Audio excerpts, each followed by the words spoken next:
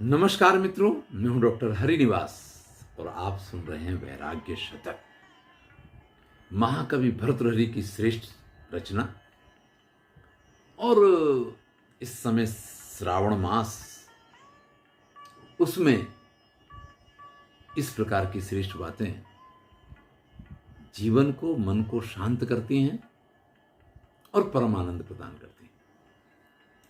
यदा मेरुः श्रीमान् निपतति युगान्ताग्निदलितः समुद्राः शुष्यन्ति प्रचुरमकरग्राहनिलयाः धरा गच्छत्यन्तं धरणिधरपादैरपि धृता शरीरे का वार्ता करिकरभकरणाग्रचपले। ये इस सृष्टि का नियम है। जातस्य ही ध्रुवो मृत्यु, ध्रुवम जन्म मृतस्य च। भैया, जिसका जन्म हुआ उसकी मृत्यु निश्चित है, और मृत्यु होगा तो जन्म भी निश्चित है। कहते हैं सुमेरु जैसा पर्वत युगांत के समय जब प्रलय आना होता है ना, तो अग्नि की ज्वालाओं के बीच में दहक करके समाप्त हो जाता है। आप जो जीव जंतुओं से भरे हुए समुद्र को देखते हैं ना, प्रचुर मकर ग्राह निलया, बहुत सारे जल जंतुओं का जो घर है वो समुद्र भी सूख जाया करता है। ये पृथ्वी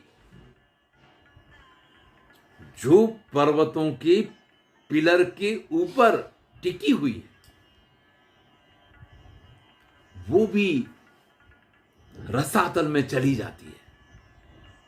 देखिए, हम बिल्डिंग बनाते हैं ना, तो क्या करते हैं, पहले नीचे पाए बनाते हैं।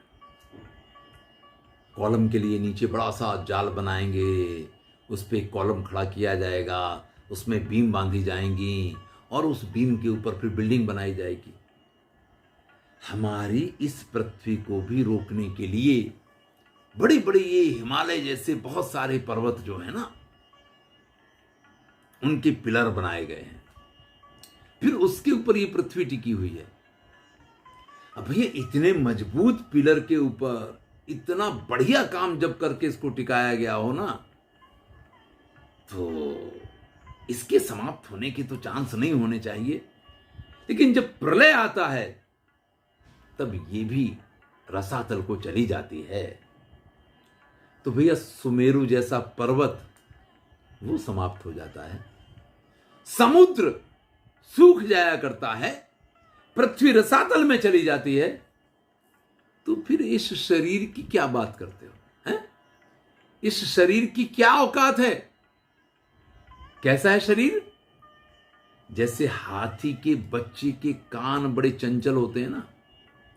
देखिए, हाथी की जो चमड़ी है वो बड़ी पतली होती है, मक्खी मच्छर से उसको बहुत समस्या होती है, इसलिए वो नहा के निकलता है। वैसे अपने पूरे गीले शरीर के ऊपर ही मिट्टी डाला करता है, जिससे मिट्टी का एक पड़ उसके शरीर के ऊपर जम जाए और फिर मक्खी मच्छर उसको परेशान ना कर पाए।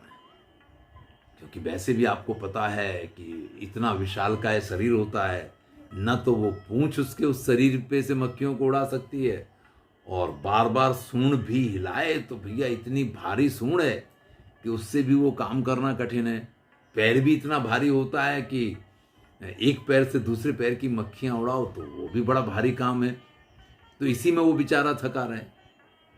कान उसके ऐसे बनाए गए हैं कि जो बड़े बड़े होते हैं और दूर दूर तक वो हिलके और अपना काम कर सकते हैं सूप की तरह से। तो हाथी के कान चंचल होते हैं, लेकिन हाथी का जो बच्चा होता है करिकरभ, उसके कान तो और भी ज्यादा चंचल होते हैं, क्योंकि उसकी स्किन भी और ज्यादा सुकोमल होती है, इसलिए उसको मक्खियां और ज्यादा परेशान करती हैं।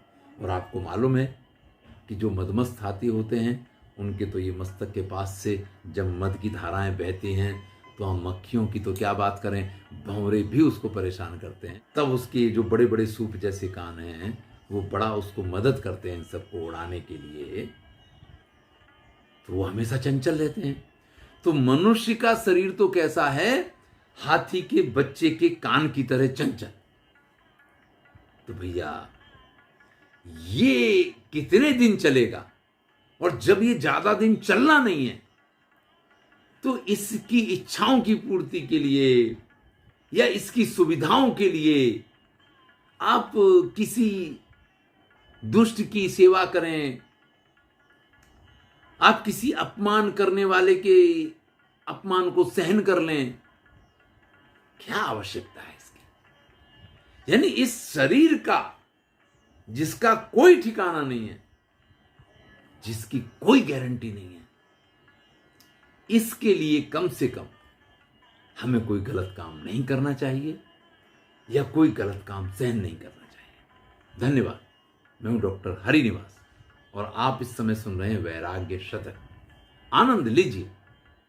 अगर चैनल सब्सक्राइब नहीं किया है तो सब्सक्राइब कर लीजिए। धन्यवाद।